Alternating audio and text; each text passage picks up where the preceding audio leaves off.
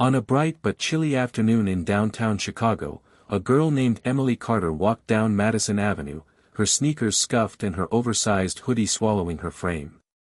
She moved a little slower than usual today, the cold biting into her bones more than it should have. But Emily wasn't one to make excuses. She paused outside a towering glass storefront where the name, Leonard & Company, was spelled in gold lettering, a brand known for handbags costing more than some people's rent. The mannequins inside wore dresses that shimmered under crystal chandeliers, and the smell of polished marble and expensive perfume wafted through the automatic doors every time they opened.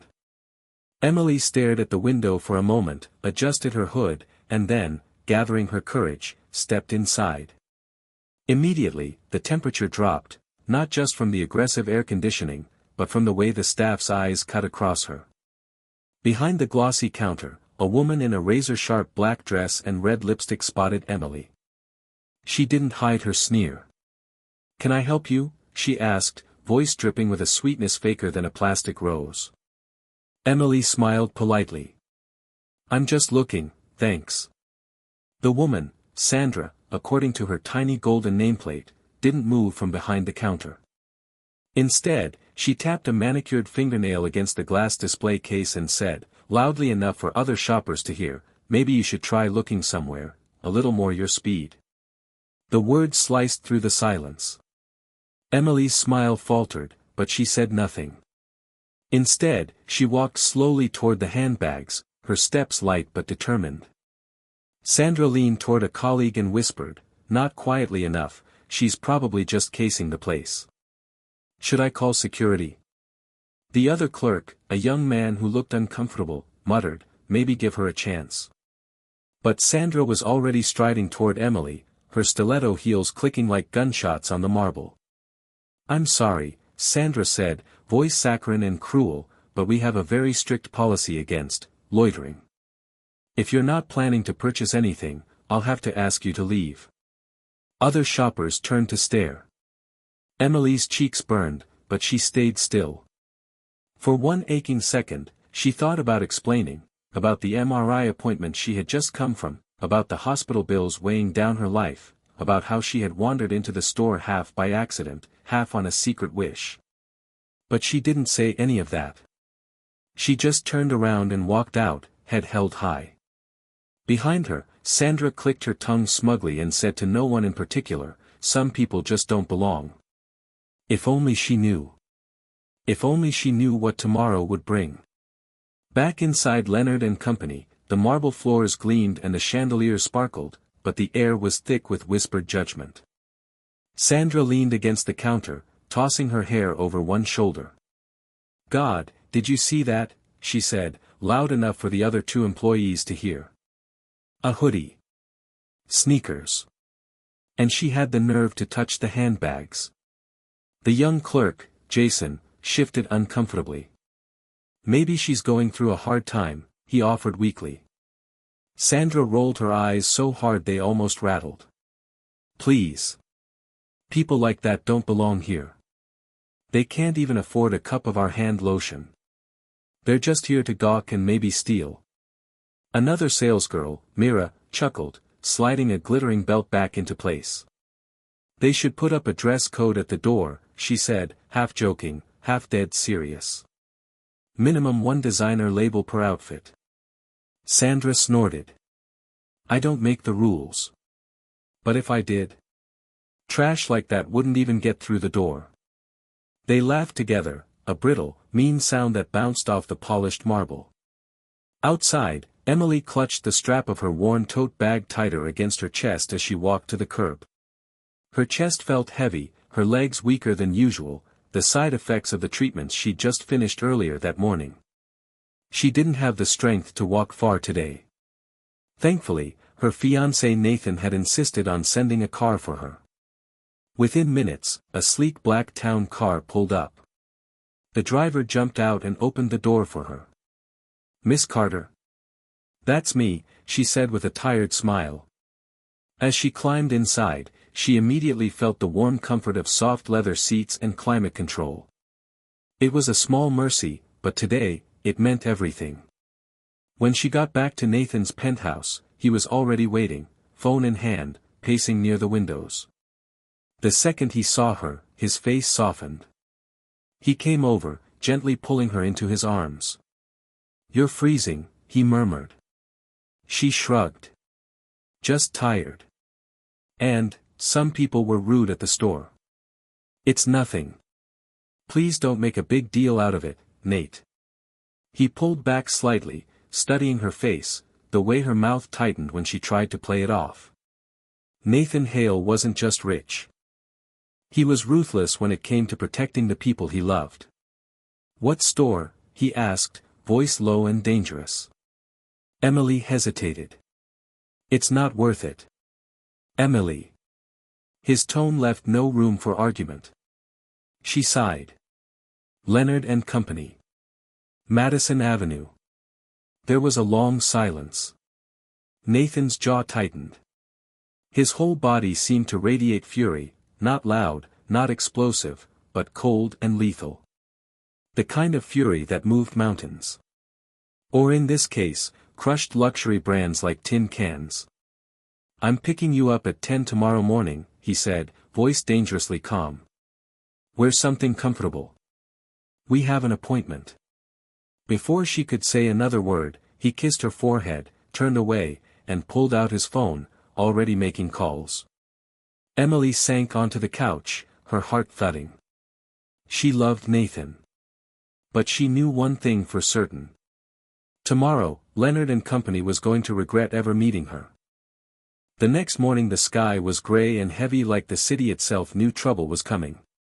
Nathan's car pulled up in front of Leonard & Co. right on time, sleek black and quiet, the kind of arrival that made heads turn even before he stepped out. He was wearing a tailored dark suit, his face carved in stone. Emily came out of the car next to him, simple jeans, white sneakers, her hair pulled back into a low ponytail. The salespeople behind the tall glass doors froze for a second when they saw them coming. Sandra nudged Mira, whispering under her breath, "Is that the same girl from yesterday?" Jason frowned, watching the man beside her. "That guy looks familiar." Nathan and Emily pushed through the doors without hesitation, Nathan's steps slow, controlled, deadly. Sandra straightened her back, plastered on her best fake smile. "Good morning, welcome to Leonard & Co. How may we?" Nathan cut her off without raising his voice. "I want the manager now." His tone wasn't loud, but it cracked through the air like a whip. Behind the counter the staff exchanged quick, nervous glances but tried to hold their ground. Sandra flicked her hair, trying to look casual. "Sir, if you're unhappy we can offer you a discount, perhaps a private shopping experience." Nathan smiled, but it wasn't friendly. "You'll offer more than that soon enough," he said smoothly. Jason muttered under his breath, "Oh God, this guy's serious." Still, at first they didn't take him seriously. Sandra whispered to Mira, "Probably just another spoiled billionaire throwing a tantrum." They had seen rich angry men before, screaming about orders being late, handbags being sold to the wrong wives. It was always drama, always empty threats. What they hadn't dealt with before was someone like Nathan Hale. While Sandra fumbled for words, Nathan pulled out his phone and placed it on the counter. Screen lit up, recording. "I'm here to inform you," he said, voice still silky smooth, "that I will be filing a lawsuit for discrimination, emotional distress and damages after your employees targeted my fiancée yesterday based solely on her appearance." Sandra's mouth opened but no sound came out. And Nathan continued in that same terrifyingly calm way, "We also have reason to believe your staff has engaged in fraudulent practices, upselling mislabeled goods, fake clearance discounts and misrepresenting limited editions." At that moment the blood drained from Myra's face. Jason looked like he was about to be sick. Because here's the truth hidden under the glitter and the champagne smiles. The staff at Leonard & Co. had been running a little side game for months. Selling fake limited releases, claiming pieces were one of a kind when there were 10 more hidden in the back. Adding mystery markups to items bought by clueless tourists, telling them it was special European stock when it was just regular inventory. Little tricks, little lies. And if someone like Nathan Hale was about to shine a spotlight on that, their whole house of cards was going to collapse fast. Sandra tried to recover her voice. "Sir, that's absurd. We run a very respectable." Nathan smiled again, colder than a winter storm. "Save it for the judge." The manager, a thin, nervous man named Mr. Chen, rushed over, pale as paper, bowing and apologizing. Sandra tried to whisper to Mira he can't prove anything right. But Mira didn't answer. Because Mira was already thinking about how easy it would be for Nathan to subpoena their sales log security footage email chains. If that happened, they weren't just talking about losing their jobs. They were talking about handcuffs. And suddenly the expensive perfume in the air smelled a little more like panic. Mr. Chen, the manager, tried to keep smiling, but his hands shook as he offered Nathan and Emily a seat. Nathan didn't sit. He stood right in the center of the showroom, tall and still, while Sandra, Mira and Jason hovered near the counter pretending to straighten things, pretending they weren't sweating bullets. 5 minutes later the glass doors opened again and a new figure entered. A woman in a sleek gray suit carrying a leather folder and walking with purpose.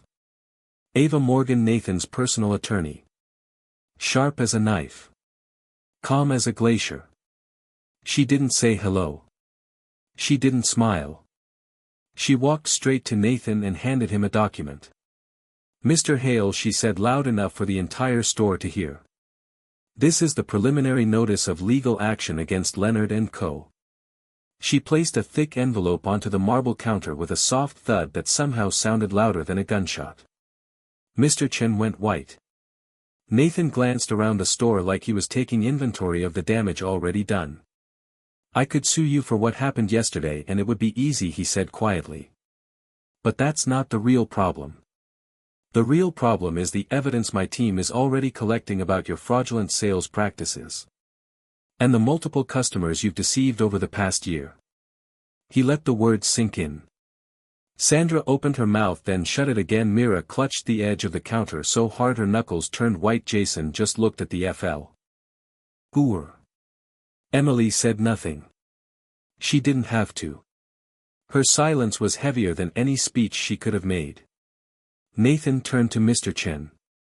"You have two choices," he said.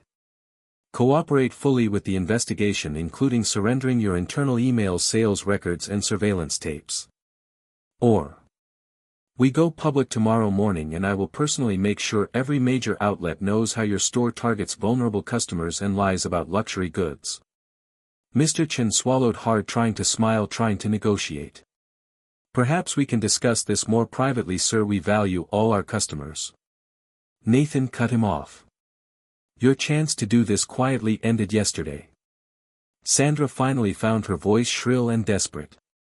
"This is ridiculous. No one will believe you. We have loyal clients." Nathan looked at her like she was something he'd scrape off his shoe. Loyalty disappears fast when the lawsuits start piling up. Especially when your little side scams involve forged certificates and fake exclusives. Mira let out a small broken sound, her eyes wide with horror. Because that part was true. They hadn't just pushed overpriced bags. They had altered certificates of authenticity for a few high-end resales, thinking no one would ever check too closely. But Nathan Hale wasn't no one.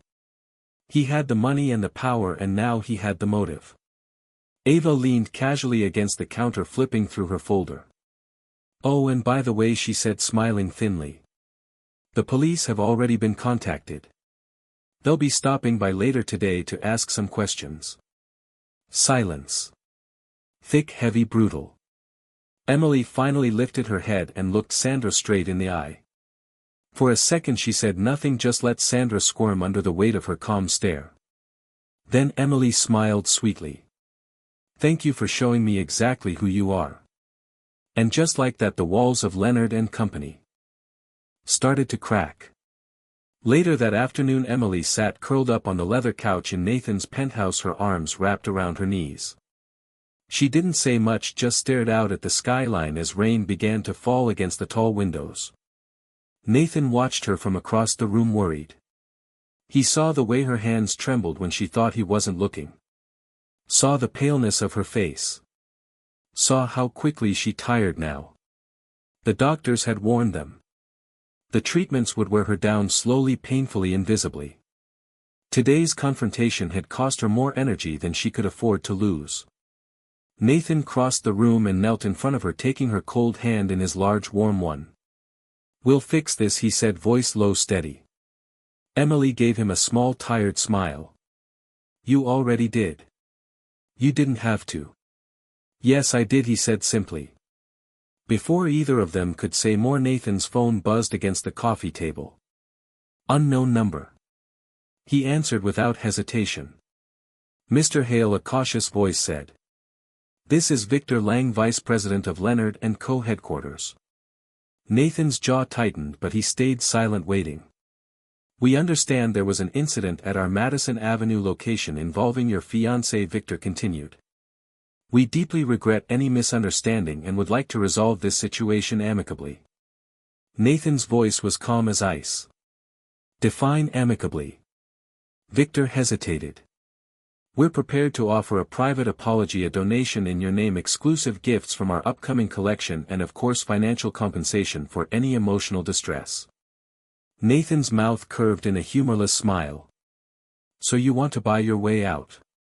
Victor chuckled nervously. We believe a discreet solution would be best for all parties involved, especially given your high profile. Nathan stood up, walking toward the window, looking out at the endless gray city. For a moment he said nothing, just watched the rain streak down the glass. Then he spoke, his voice low, final. You think I care about your money? Victor stumbled over his words. Of course not, sir, but we want to avoid any unnecessary publicity. Nathan cut him off. You humiliated her. You judged her. You hurt her. And you didn't even know who she was. He turned from the window, his eyes sharp, his face set. Tell your board this isn't going away. I don't want gifts. I don't want discounts. I don't want hush money. I want the truth to come out. I want every customer you scammed to know exactly who you are. I want every employee who thought they were better than the people they served to face the consequences. He hung up without waiting for an answer. Emily looked at him, her expression soft, tired, proud. You didn't have to fight this hard, she whispered. Nathan walked back to her and pulled her gently against his chest. I'll fight even harder if I have to, he said. Because you're worth it. Because dignity can't be bought. And because this time, justice wasn't going to come in a fancy box with a bow on top. A week later, Nathan stood before the courthouse steps, crisp autumn wind tugging at his coat as cameras flashed from across the street. He barely noticed them. At precisely 9 a.m. Nathan Hale officially filed a civil lawsuit against Leonard & Co. Charges included discrimination, fraudulent business practices, emotional distress, and attempted cover-up. Inside the store, chaos reigned. Staff were quitting or being suspended. Lawyers swarmed the back offices. And whispers filled the luxury world like wildfire. But some people were desperate enough to try anything. That night Nathan received a message on his private work phone. Unknown number. Please meet me. I have information that can help your case. Curious but cautious, Nathan agreed to meet at a public hotel lounge downtown. He arrived early, took a seat by the window, ordered a coffee. 5 minutes later Sandra slid into the chair across from him. Gone was the stiff black dress and red lipstick from the store. Tonight she wore a tight emerald dress, smoky eye makeup, a flirtatious smile that barely masked the desperation underneath. Nathan didn't react. Didn't move. Just waited. Sandra leaned forward, lowering her voice. You don't have to do this lawsuit, you know. She smiled slowly. There are other ways to resolve things. Nathan raised one eyebrow. Silent. Sandra placed a manicured hand lightly on his wrist. You're a powerful man, she murmured. You deserve someone strong at your side. Someone who can keep up with you. Not someone sick dragging you down. For a heartbeat the room went still. Nathan's gaze darkened. Not angry. Worse. Cold. He pulled his hand away calmly, slowly, as if even touching her was an insult. You think I'd leave her? He said, voice low and even. For you. Sandra faltered, her confidence slipping. Nathan stood up, fixing her with a look so cold it could have frozen the glass in the windows. Let me explain something very clearly, he said. Emily Carter is 10 times the woman you will ever dream of being. And the next time you think about using her illness as a weapon, you better pray I'm not the one who hears about it. He dropped a crisp white card onto the table in front of her. Ava Morgan's number. If you have information, he said, use it legally. Otherwise stay the hell out of my sight. Then he turned and walked away without looking back. Sandra sat there stunned, clutching her empty glass as the weight of her failure sank in. Nathan stepped out into the cold night air, feeling the old anger burning in his chest, but also a fierce, clean kind of pride. He hadn't fought this hard to save his name. He was fighting for Emily. For every moment she still had. For everything she still deserved. And no desperate salesgirl or crooked store was going to take that away. The weeks dragged by like smoke, heavy and slow. Emily's strength faded quietly. Some days she could still smile, still tease Nathan, still laugh at old jokes. Other days she barely had the energy to open her eyes. Nathan stayed by her side through it all. He moved meetings around, skipped conferences, ignored everything that wasn't her.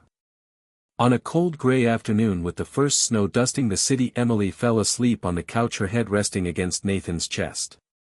She never woke up. Nathan sat there for hours after the nurses came, after the doctor confirmed it, after the world slipped sideways. He held her hand, still warm, still small and soft. He whispered promises she would never hear. I'll make them pay. I'll tell your story. I'll make sure they remember you. But even as he said it, he knew. There was no justice that could bring her back. That night Nathan stood at the window of the empty penthouse, staring out at the endless lights of the city that hadn't even paused for her passing. He felt hollow. Like someone had carved out the part of him that mattered most. And all that was left was the cold. Nathan kept his promise. He pressed forward with the lawsuit. He showed up in court every day wearing a black suit like armor. He gave interviews, spoke with quiet, relentless determination about discrimination, abuse, corporate corruption. But the world was not kind. Leonard and Company unleashed their full power. They hired the best PR firms, the most ruthless lawyers. They painted Nathan as a spoiled billionaire throwing a tantrum because his poor sick girlfriend couldn't get a handbag. They called it a smear campaign. They called it a witch hunt. They called Emily a liar without ever saying her name out loud. Articles ran with headlines like, entitled CEO Wages War Over Snubbed Purchase. Was it really about love? Inside the scandal of Hale versus Leonard. Every time Nathan opened a newspaper or a news app, he saw the twisting of the truth. He watched as people who had never met Emily judged her, picked her apart, called her names she didn't deserve. In the end, the judge ruled against him. Not enough evidence. Not enough proof. Too much money and power stacked against him. Nathan sat in the courtroom that final day, staring straight ahead as the verdict was read. His jaw clenched, his hands still, his heart broken all over again. The executives of Leonard and Company smiled for the cameras outside. Their attorneys shook hands. Their managers laughed in the halls. Nathan walked out of the courthouse alone, coat collar turned up against the freezing wind. No interviews. No statements. No rage. Only silence. And a single thought circling in his mind. They might have won the case. But they would never erase her. Not from him. Not ever.